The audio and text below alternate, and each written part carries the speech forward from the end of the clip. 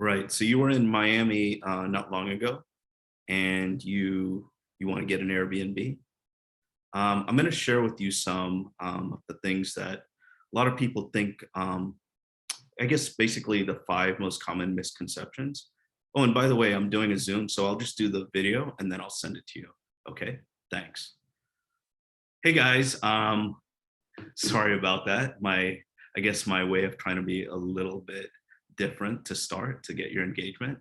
But Jade and I get a lot of calls, and the rest of the team, Will, Donna, Vico, and the rest of them. We get a lot of calls from people that want to do Airbnbs in Miami. And multiple times a week we get these calls. And thankfully we've done a lot of content on them. If you haven't seen Jade or the team's videos or blogs on doing Airbnbs, just we'll have some links to them. But anyways, there are a lot of misconceptions that people have when they are doing Airbnbs in Miami. So that's what I wanted to share with you today. So I'm going to share my screen right now. Let me get there. So yeah, so this is a listing we had in Miami Beach. And this is typically the type of property that someone calls about.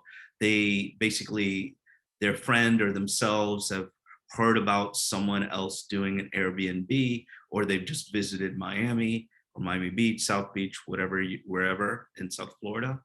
And they saved up some money and they thought, wouldn't it be cool if I could have a business where I could rent out a property similar to one like this with like oceanfront view, and be able to come to Miami every once in a while, and for the rest of the time rent it and make money and basically pay it off as I go, whether I pay cash or I finance, but basically recoup the investment, make some money, get the appreciation for the future, and do that in Miami. So there are five common things that people are wrong about when they're thinking about investing in an Airbnb. So I'm going to share with you what they are today. So the first thing, so this is the theme today, five most common Airbnb misconceptions in Miami. So basically, let's go to the first one. So the first one is, who are the renters? And when I do these videos, I don't want to give you information that's super basic just to have another number. It's called a listicle when you have five things or three things. What we've seen as, I guess I consider myself a marketer besides a real estate agent. But besides, real estate, when we see people engage with things, if there's a number on it, like a 5 or a 7 or 10, people are more willing to read it or watch it.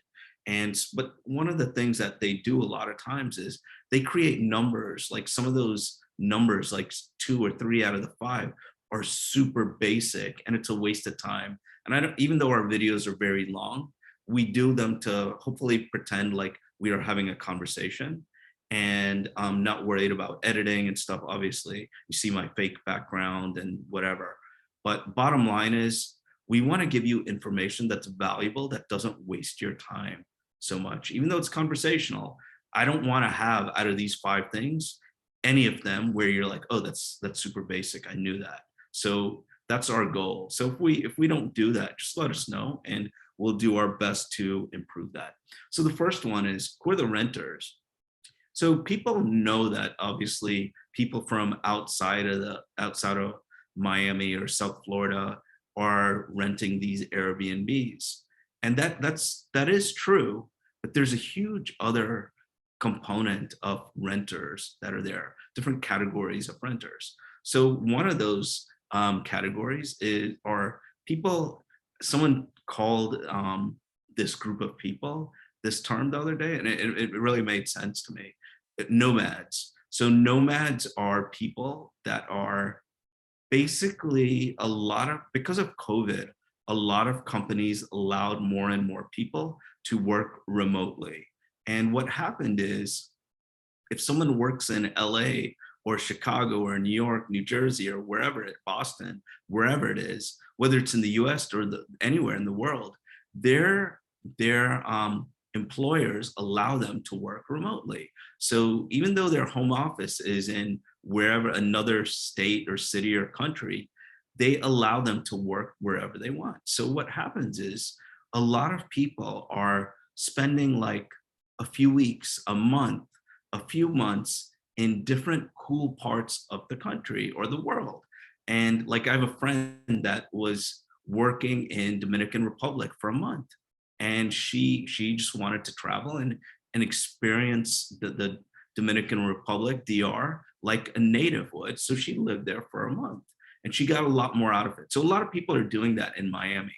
So they're either working remotely for a few weeks or a few months and they're doing that, or they're living here a little bit longer. So that's one of the other groups of people that are renting Airbnbs besides, people that are just coming here on vacation. Another group of people that are moving, that are renting out these Airbnbs, and typically for a few weeks or a few months. These are people that are either they've sold their home and they can't find a home. And it's the timing's sort of hard. If you're selling a house to buy another house or rent another house, sometimes with this very, very limited inventory, in the country, probably in the world, but especially in the country, it's hard to time things in an exact way. So what happens is it gives people this other flexibility of being able to sell their home and also be able to rent a place that they have the flexibility of waiting till they find that property that works for them, or just it helps them with the timing. So that's another group of people. Another group of people are people that are doing renovations. So say you have a home, you want to change the kitchen, or you want to do an extensive remodel of your home. Typically, you can live in your home and do it because things would be done quicker. But now what's happening, because I'm sure all of you know this, there's a huge supply chain shortage. So things sometimes like getting a kitchen, maybe you get some of the stuff and you have to wait another 2 months to get the stuff. Like my wife and I, we ordered impact windows, and those windows we had to wait like 3 or 4 months. We ordered plantation shutters for the house, and it took us 3 months to get them. So like if you're doing an extensive remodeling of your home and you have to wait such long periods, and obviously if it's windows or plantation shutters, you could just wait until they come and stay in the house. But if it's something different where you're ripping apart a kitchen or you're doing floors or you're doing such a big remodeling project, you may want to live somewhere else. And so a lot of these people are maybe they're doing short-term rentals, Airbnb, Verbo, whatever you want to call it, whichever company you're using. They're staying in these places for a few months. A lot of them are actually downsizing. So you have, our team is fortunate enough to work with people that are multi millionaires, some billionaires, and some people that are just getting, a rental for the first time, an inexpensive rental for the first time. But a lot of these very wealthy people that have these multi-million dollar homes and they're doing like a $500,000 renovation for their home, they need to stay somewhere for a few months. And so even though these properties that they're renting are very expensive, it's still much less, and they're sort of downsizing from what they have. So number one is the renters are different than who you may think they are. So number two is locations in Miami to do Airbnbs. A lot of people that don't live here don't know that much about doing Airbnbs. It's very limited in South Florida, in Miami, Dade County, and even Broward County, Fort Lauderdale, and some of the other areas. Because in South Florida, because Florida, our number one industry is tourism, the hotel industry is very, very against, people doing Airbnbs and stuff. So there's a lot of legislation in place where you can't do it in a lot of places. And like a lot of places like in South Beach and Brickell, downtown Miami, and other areas where you see a ton of hotels, it's very difficult to like get a condo there and do an Airbnb there. Besides the association, forget the association for a second, but those ones that allow it in their association, Miami's legislation just doesn't allow it in a lot of areas. There are properties that you can do Airbnbs in all the areas that I mentioned in South Beach, Miami Beach, downtown Miami, Brickell, and all these other areas. But there, it's very, very complex. And our team has been fortunate enough to be able to navigate those complex, I guess, waters. So yeah, we've been doing that, and we always have people that are under contract in lots of these places. So that's number two. Number three, financing Airbnbs. A lot of people think that, you can just buy an Airbnb, just finance it, put 5, 10, 15, 20% down and just get an Airbnb. The problem is that's not how it works. A lot of times, and so like when I say that, people are like looking to get places where you can rent out daily or weekly and then just finance them and create your business that way. But that doesn't really work in South Florida with our lenders. The lenders here, and wouldn't be my best guess. I don't know this 100% sure. I'm not 100% sure, but I'm pretty sure this is the reason why they don't allow that financing of these daily rentals for the most part. What they do, what that lender probably thinks is that's your business. It's your business. You're renting it. Basically, you're buying a business, and they don't know how good of a business person you are. And so why are they going to do, financing with, say, give or take 20% down or whatever you're putting down, and then just financing your business and hoping that you're like a Gary Vee or someone that's really good at running a business. So I would say financing is typically very different. So there's a way to overcome that. And so one of the things that we do is lenders are usually okay with like buildings that allow rentals for 12 times a year. So there are many different properties in Miami, South Beach, Brickell, all these other areas where a lot of tourists go that have buildings, and obviously not a high percentage, but there are many of them that allow renting a property for 12 times a year. So that dream could still happen for you or someone else that had that dream, where you rent it out, for many months of the year and then stay there a month or two when you want a vacation and let the business pay for itself and get the appreciation later. So that's a way to overcome the financing. Another funny thing is if a property is like new, like brand new construction or pre-construction, many times the lenders will finance it, even if it is like daily or weekly rental. So it's easier to finance them when they are brand new construction compared to resales or properties that have been sold already in the past, and maybe they're a few years old or whatever. They're just not. You're not the first owner of it. Those are harder to finance. Okay, so that's number three. So number four is we get a ton of calls for people calling about rental arbitrage. Rental arbitrage is basically it's like subletting a place. So like a lot of people probably know of people that live in New York or London or different areas where they're renting a place and maybe they're going on vacation for a while and they just want to rent it out. So the tenant is renting it out to another tenant.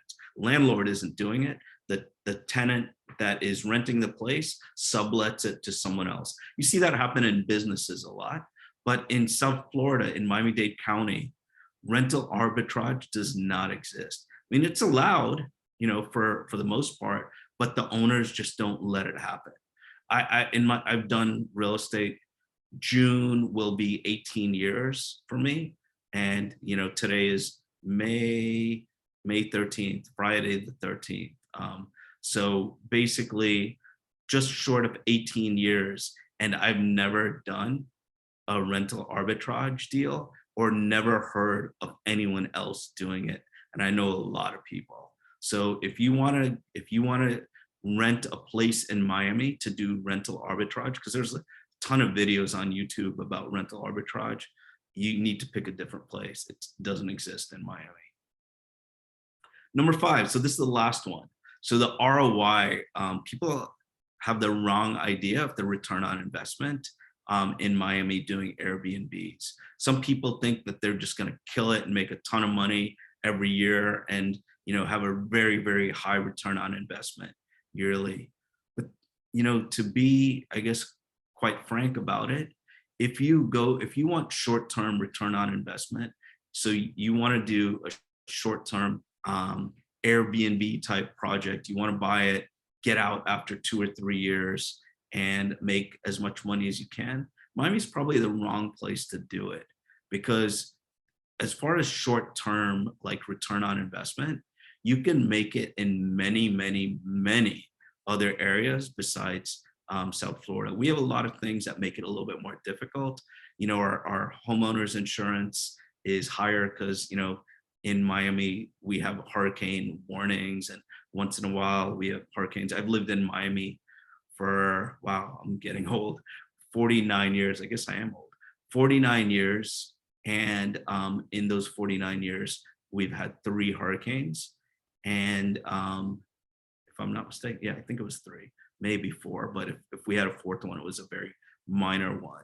But anyways, hurricanes don't happen that often, knock on wood.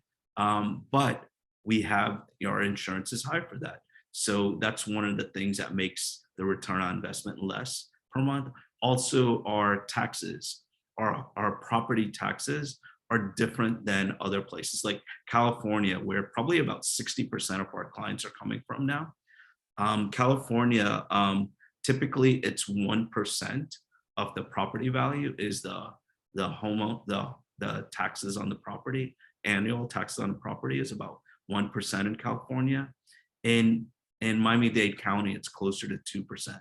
Even though Miami, it's way, way, way cheaper to live in Miami than in California. In Florida, it's cheaper, obviously, than California because we don't have a state tax. I was speaking to a friend the other day, and he does okay. He's not like a multimillionaire or anything. He just does okay.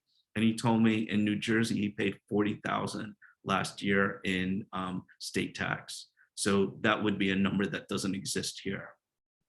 So with that said, the return on investment monthly isn't that great. So for short term, it's not your best investment, but it's a great investment for long term because you'll still do okay monthly, maybe not the best in the country monthly, but where you'll really do well is the long term, the property appreciation. The property will go up so much in value in the future where, last year, and obviously this isn't going to be sustainable where it happens always, but last year our property values in Miami-Dade County on average was up about 29% in 1 year. So if you have the property for like 10 years, typically you're going to have, great appreciation where it'll overcome that short-term lower return on investment. I'm gonna stop sharing my screen. So those are the 5 misconceptions. Hopefully these 5 answers to those misconceptions gives you a better understanding of if you want to do a short-term rental in Miami. We do these in Miami-Dade County and Broward County. We'll be happy to help you. It is a lot more complex than it may seem. I'm going to have some links to some videos that we did. And of course, if you're looking to buy or sell a home, whether it's short-term rental or anything else, we'd love to help you. We've been doing this many, many years, and we're very proud of the marketing that we do. We think out of the box. We have many videos of what we do much differently than everywhere else. I think it'll resonate with you because it's not, even though it's very different, it's not complex, and it really, really makes sense. And when we speak to people, they're like, oh yeah, why isn't anyone else doing that? And we're like, we don't know. We share it online so people know what we do. So anyways, thanks for watching.